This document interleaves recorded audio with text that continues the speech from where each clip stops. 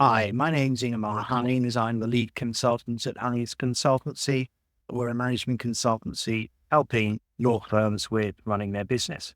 So today I'm going to be doing a short video to help lead users with understanding separate designated client accounts. So this is where not the main client account that a law firm will have, but where they have separate client bank accounts, probably because they're holding a large amount of client money. And so they want to account to the client direct for that. It's very rare nowadays, but you might find it, for example, in probate, if it's a very large estate or you're holding on to a large amount of money for a significant period of time. So I'm going to share my screen and go into Lead. Okay, so I'm opening up the probate matter just because that's likely to be where you might find something. So here we go. There's that probate matter. You go from the details and correspondence to client funds, and you see these tabs on the left-hand side. Here we have separate designated accounts. And so it might look like that. Okay. So I'm going to pick an important matter that I've got here just to show you how you would set it up. You have to have a matter already created, and then you set it up from there. Obviously, you wouldn't really have it on an important matter, but I'm just finding a matter that doesn't have one on so that you can see me create one. So you go to client funds on the matter that you need to put this on, and third tab down, separate client accounts. And then you go new account, you give it a name.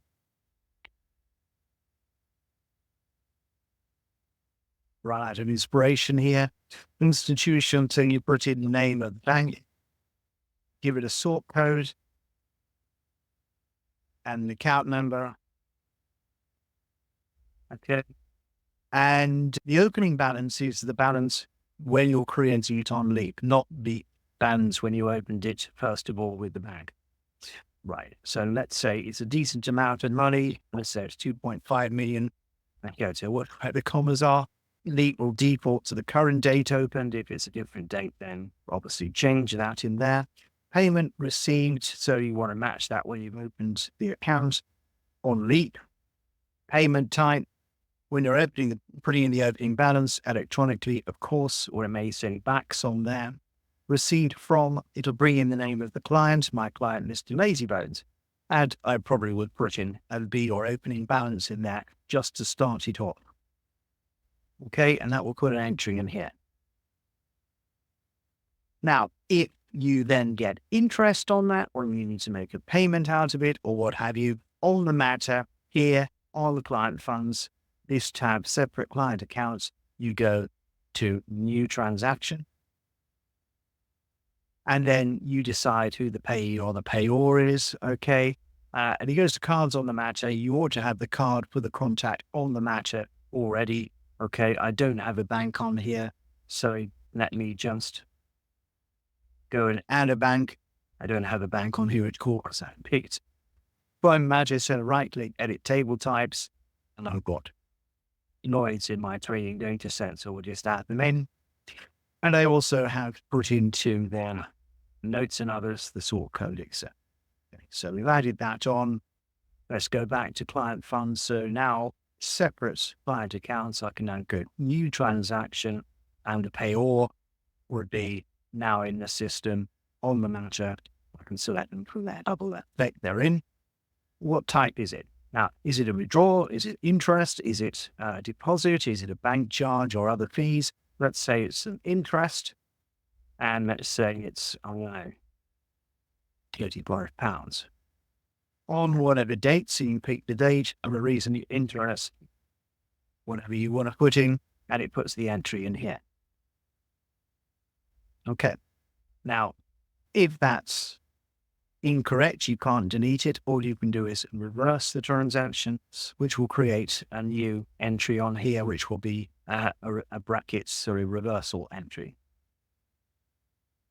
If you want to reconcile these, then you don't do that through the central client account reconciliation. You do it here on the screen. Leap hasn't built any automated process because there are very few transactions on these.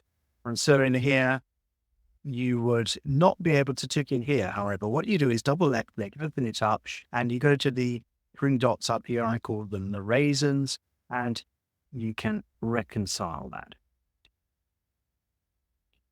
Save and close.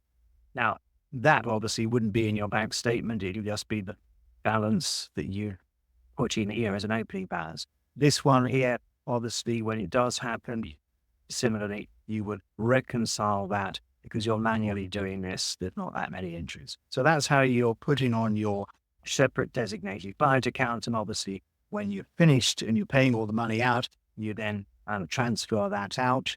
And then that would be transferred out of the separate bank account into perhaps the main client account, in which case there would be a receipt that you put in here because it's now in the main client account, and that would then appear in the main client account reconciliation. One other thing that's worth showing is that you can go to the menus and reports, which will then open up on your browser. Let's try and move this around. That will come up in a moment. On the client here, you have a separate list here, separate designated client accounts reports, so specific reports for these. And when you do your end of month audit reports, so after the reconciliation, there will be a report that will be run under the general client account side of things, okay, which will give you a list of your separate designated client accounts report. So I just bring up the view previous trust end of EOMs, just waiting for that to appear. It will show you one of the reports that's produced for the auditor is the separate interest-bearing accounts list of accounts. So that's what I wanted to show you about the separate designated or separate interest-bearing client accounts. I hope you found that helpful. We do a lot of work with implementing and training people on Leap. So here we go. There's our website. Feel free to get in touch with us. We'll be happy to help you. We do other training like new starter training on reports, etc., helping people understand their Leap, configuring, doing precedents. We also have other videos that you can see here on Leap to help our Leap users with guides on how to do various things. So I hope that is of help to you and wish you all the best. Thank you again.